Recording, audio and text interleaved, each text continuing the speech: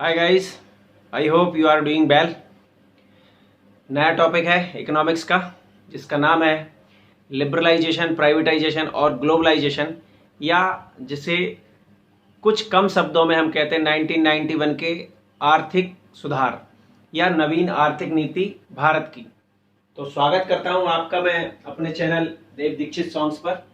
मेरा नाम देवेंद्र दीक्षित है और मैं वर्तमान में सीओ जनपद पंचायत के पद पर कार्यरत हूं 2016 बैच पीएससी से, और आपको इकोनॉमिक्स लगातार पढ़ा रहा हूं। ये टॉपिक हो सकता है कि मैं लफ्जों की जो स्पीड है वो थोड़ी कम रखूं और 5 मिनट पहले आपको समझाऊं, ताकि आप इसका मूल उद्देश्य समझ जाएं कि किस लिए यह टॉपिक लेके मैं आपके लिए आया हूं। ये सभी परीक्षाओं में आवश्यक है और प्री और मेंस दोनों में भी पीएससी में पूछा जाता है। तो लिबरलाइजेशन, प्राइवेटाइजेशन, ग्लोबलाइजेशन पे जाने से पहले, जिसको हम नवीन आर्थिक नीति भी कहते हैं, ये समझ लें कि 1991 से पहले क्या चल रहा था भारत में, जो कि वो चीज ऐसा बन के आ गई कि हमको मजबूरी में क्या करना पड़ा, 1991 के सुधार करने पड़े। हम देखते हैं 1947 में, 1947 से पहले तक भारत की इकोनॉमी नहीं थी भले ही भारत की इकोनॉमी, पर चला कौन रहा था? इंग्लैंड वाले। और इंग्लैंड वालों का शुरू से ही ये उद्देश्य रहा है मुनाफाखोरी या पूंजीवादी अर्थव्यवस्था के रूप में उन्होंने क्या किया था, भारत को कब्जाए हुआ था। और उससे पहले देखें तो पहले उन्होंने क्या किया, रॉ मटेरियल भारत से लिया और भारत में बना सामान बेचा। फिर 47 के बाद जब भारत आजाद हो गया तो भारत ने कहीं ना कहीं अपनाया कौन सा मॉडल? रूस का आर्थिक मॉडल अपनाया, जिसको हमने पंचवर्षीय योजना के बारे में अभी हमने इससे पहले देख चुके हैं। तो कहीं ना कहीं हमारा झुकाव या हमारी अर्थव्यवस्था का झुकाव ज्यादा किसकी तरफ था? ज्यादा समाजवादी की तरफ था। और कम क्या था? पूंजीवादी था। यानी समाजवादी ज्यादा और पूंजीवादी कम।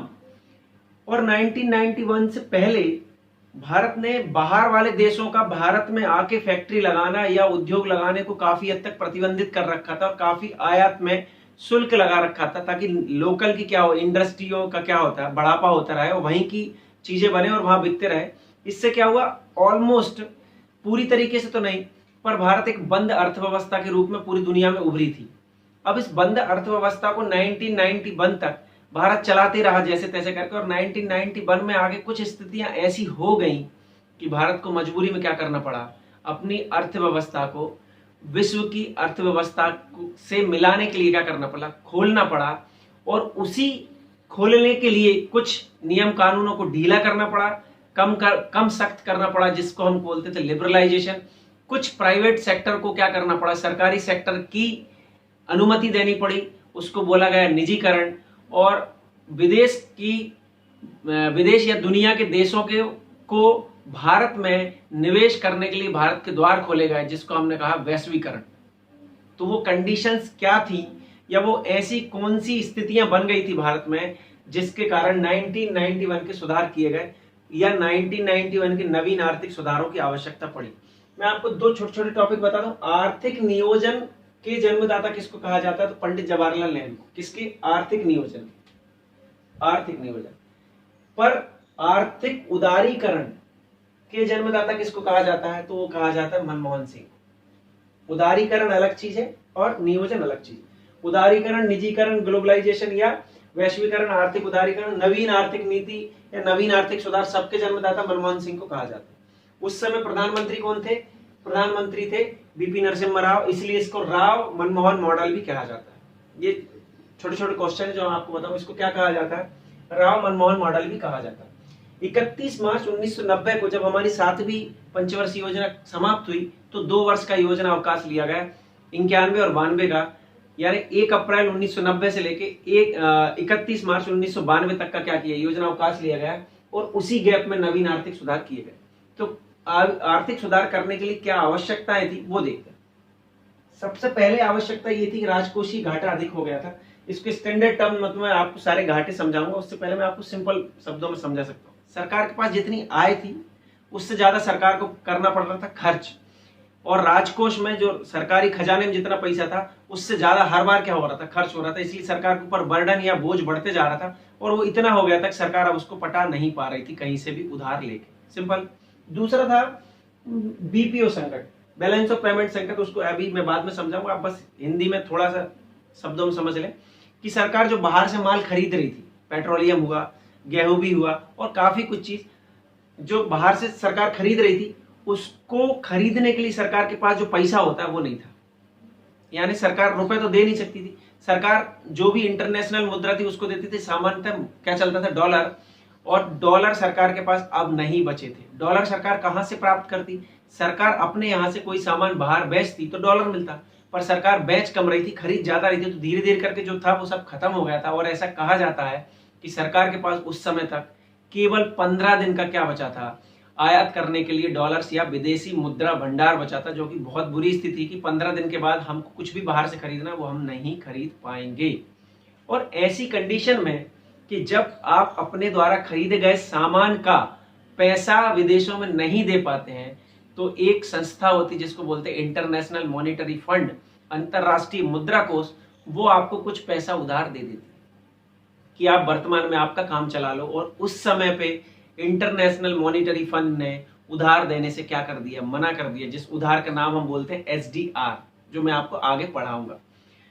और एक और वर्ल्ड वाइड एक संस्था होती है जिसको बोलते हैं world bank, IBRD, international bank for reconstruction and development. उस बैंक ने भी भारत को उधार देने से क्या कर दिया, मना कर दिया। और ये दोनों ही संस्थाओं ने भारत में एक शर्त पे उधार देने के लिए क्या कहा, हाँ किया, और वो ये बोला कि आप आपकी अर्थव्यवस्था को कुछ नवीन सुधारों के साथ वर्ल्ड की अर्थव्यवस्था के लिए क्या कर देंगे, खोल देंगे। और ऐसी ही कंडीशन में फिर क्या हुआ, 1991 के सुधार हुए। और इस बैलेंस और पेमेंट संकट को जो अपन विदेश से ले रहे थे उसको पटाने के लिए भारत सरकार ने अपना सोना भी क्या किया, वर्ल्ड बैंक में गिरवी रखा, जो कि बहुत अपनी इमेज गिरा देने वाला था। उसके बाद विदेशी मुद्रा भंडार समाप्त हो गया, वो मैंने आपको बता दिया। पीएसयू, पब्लिक सेक्टर अंडरटेकिंग, अर्थात सरकार ने जो समाजवादी अर्थव्यवस्था का ज्यादा जो रुख अपना उसकी तरफ कर रखा था, तो बड़े बड़े उद्योग खोल रखे थे सरकार ने सरकारी उद्योग, जो कि अधिकतर किस में चल रहे थे, घाटे में चल रहे थे। तो सरकार उनमें बहुत ज्यादा पैसा लगा चुकी थी कि कभी ना कभी ये फायदे में आएंगे, परंतु वो फायदे में नहीं आ रहा। तो एक स्थिति ऐसी हो गई थी कि उनके मेंटेनेंस में लगने वाला पैसा उनसे आने वाली आय से क्या हो गया था, ज्यादा हो गया था, और कहीं ना कहीं सबके सब घाटे में चल रहे थे। और इसके कारण महंगाई के रेट भी बहुत ज्यादा हो गए थे। अब सरकार को किसी तरह इन सारी कंडीशन से क्या करना था, बाहर निकलना था। बहुत बुरी इमेज सरकार की, या बहुत बुरी इमेज भारत की पूरी दुनिया में बन रही थी, इकोनॉमी बहुत डाउन जा रही थी। तो कहीं ना कहीं इन सारी समस्याओं से बाहर निकलना था, और इससे निकलने के लिए जो उपाय अपनाए गए, उन्हीं उपायों का नाम रख दिया गया एलपीजी, लिबरलाइजेशन, प्राइवेटाइजेशन और ग्लोबलाइजेशन। तो उन्हीं उपायों को क्या किया गया, आईएमएफ और वर्ल्ड बैंक के अधिकतर बातों को मानकर एलपीजी को लागू किया गया। तो अब ये एलपीजी क्या थे और इनमें क्या कंडीशंस थी, वो हम देख लेते हैं। प्लीज अगर वीडियो अच्छा लग रहा हो तो सब्सक्राइब कर लें, और भी आपको इकोनॉमिक्स की वीडियो मिलते रहेंगे। और मैंने मेंस के लिए भी काफी कुछ डाल रखा है, प्लेलिस्ट में जाके मेंस के लिए देख सकते हैं। तो सबसे पहले देखते हैं उदारीकरण। उदारीकरण से मतलब क्या होता है, उदारीकरण का मतलब होता है खुले दिल का होना।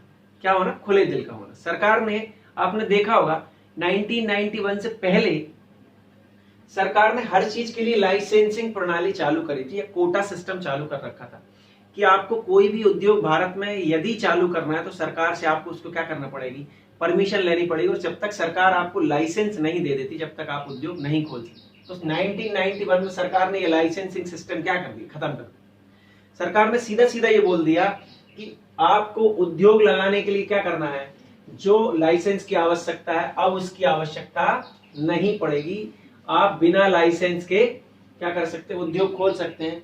सरकार ने केवल कुछ ही उद्योग ऐसे छोड़े जो कि लाइसेंस के आधार पर खोले जाएंगे, बाकी सारे उद्योग क्या कर दिए गए, सरकार ने बिना लाइसेंस के खोलने के लिए अलाउ कर दिए। और ये बचे कितने थे, कुल 6 लाइसेंस सरकार ने क्या कर दिए, खत्म कर दिए। दूसरा, जो परमिशन, थोड़ी बहुत परमिशन सरकार ने लेने के लिए कहा, उन परमिशन को भी क्या कर दिया, आसान कर दिया, कि आपको बहुत इजी गोइंग वे में क्या हो जाएगी, उद्योग लगाने के लिए परमिशन मिल जाएगी। और उद्योग लगने के बाद जो कागजी कार्रवाई होगी उसको भी सरकार ने क्या कर दिया, कम कर दिया। इसके अलावा नियम कानून आसान बना दिए, या तो कुछ नियम कानून खत्म ही कर दिए। उद्योग लगाने के लिए जितने भी नियम कानून बने थे, एमआरटीपी एक्ट आपने सुना था, उसको भी सरकार ने थोड़ा सा क्या कर दिया, लूज कर दिया, कम कर दिया। सरकार कई चीजों की क्या कर रही थी, कीमत भी तय कर रही थी, और सरकार ये भी तय कर रही थी कौन सी चीज कितनी उत्पादित होगी। सरकार ने इसको बाजार पर छोड़ दिया, कीमत को भी और उत्पादन को भी। और सेबी को 1991 में 1992 में क्या किया, वैधानिक दर्जा दे दिया, ताकि क्या हो, विदेश के लोग क्या कर पाए, भारत में इन्वेस्टमेंट करने आए हो तो बहुत सारे सेबी अपना क्या कर सके, डिसीजन ले सके। और इसके साथ ही निजी बैंकों को भी क्या कर दी गई, परमिशन दे दी गई खोलने के लिए। कुछ निजी संस्थान भी अपनी बैंक खोल सकते हैं और क्या कर सकते हैं, वो उद्योगों को ऋण बांट सकते हैं, जो कि अभी तक पूरी तरह कैसा था, सरकारी सेक्टर था।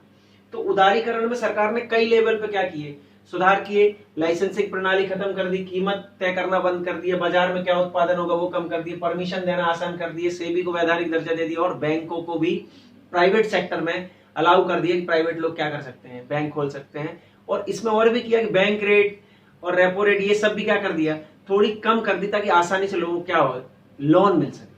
तो ये तो सरकार ने उदारीकरण किया। अब निजीकरण मतलब क्या, निजीकरण मतलब किसी निजी हाथों में क्या कर देना, सौंप देना चीजों का। निजीकरण मतलब कहीं ना कहीं झुकाव किसकी तरफ हो गया, पूंजीवाद की तरफ हो गया। पूंजीवाद में 100% क्या होता है, निजीकरण होता है। समाजवाद में 100% सरकारी होता है। अभी तक जो हमारी अर्थव्यवस्था हल्की सी किस तरफ थी, केंद्रीकृत थी या समाजवादी थी, वो हल्की सी विकेंद्रीकृत होकर कहाँ चली गई, पूंजीवाद की तरफ चली गई, और निजीकरण को उन्होंने बढ़ावा दिया। अच्छा, निजीकरण जो होता है वो दो तरह से होता है, समझ ले। एक तो क्या कर दें कि निजीकरण में प्रबंधन या मैनेजमेंट को क्या कर दें, निजी कर दें, और स्वामित्व कैसा रखें, सरकारी रखें। सरकारी कंपनी है, सरकारी, इसमें जो मैनेजमेंट है,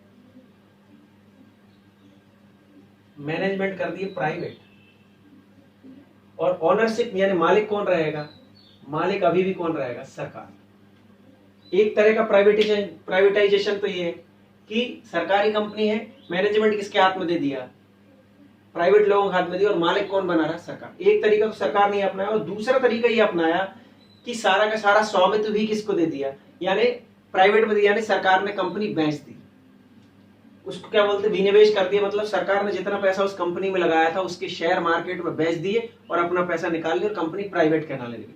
सरकार ने दूसरा सेक्टर मतलब प्राइवेट की जगह क्या कर दिया, निजीकरण कर दिया, प्राइवेट को कर दिया। और वर्तमान में सरकार ने यह किया कि जितने उद्योग सरकार ने बचा रखे थे अपने लिए, यानी सरकार के पास बहुत सारे ऐसे उद्योग थे जो जिनमें केवल सरकार ही काम कर सकती है, सरकार ने अब ऐसे उद्योग कितने कर दिए, कुल 3 कर दिए।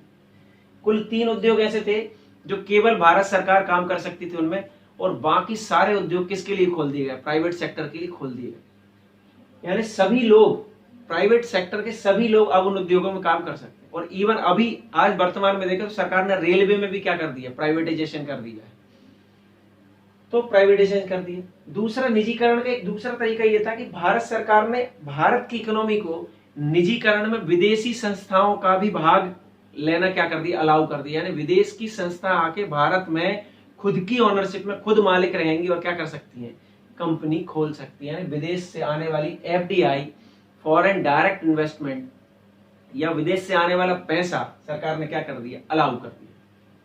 तो एक ये बात अलग है कि सरकार ने उसकी समय सीमा तय की कि कितने प्रतिशत तक आप उसमें कर सकते हैं। इसके बाद सरकार ने किया वैश्वीकरण, यानी जिसको हम बोलते हैं ग्लोबलाइजेशन। ग्लोबलाइजेशन में सरकार ने क्या किया, अपनी इकोनॉमी को विश्व की इकोनॉमी को के साथ जोड़ने के लिए क्या किया, सिस्टम ओपन किया। यानी पहले जो हम लोग बंद इकोनॉमी कहलाते थे उसको अब क्या कर दिए, खुली इकोनॉमी, मतलब आयात निर्यात को क्या किया, खुल के होने की परमिशन दी। कैपिटल गुड्स मैं आपको पिछले वीडियो में समझा चुका हूं, ऐसी सारी वस्तुएं जिनको वस्तुएं इस्तेमाल दूसरी वस्तु बनाने के लिए इस्तेमाल किया जाता है उनको हम क्या बोलते हैं, कैपिटल गुड्स। उन पे से प्रतिबंध जो लगा था वो सरकार ने पूरी तरह हटा दिया। निर्यात शुल्क कम कर दिया कि आप जो निर्यात करने वाले उसका शुल्क क्या कर दिया, कम कर दिया, खत्म कर दिया। और आयात शुल्क में भी क्या कर दी सरकार ने, कमी कर दी।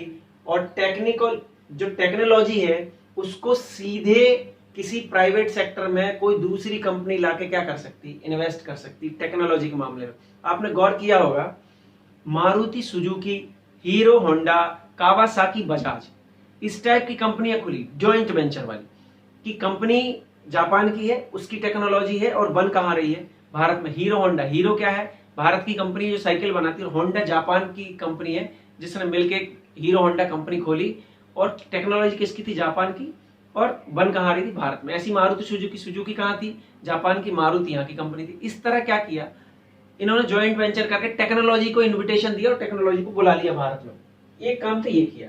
फिर दूसरा एफडीआई की अनुमति बढ़ा दी, जो मैंने ऊपर भी बताया। फॉरेन डायरेक्ट इन्वेस्टमेंट मतलब विदेश वाले यदि भारत में आके इन्वेस्टमेंट करना चाहते, निवेश करके पैसा कमाना चाहते, तो उसकी परमिशन सरकार ने दे दी ग्लोबलाइजेशन के तहत।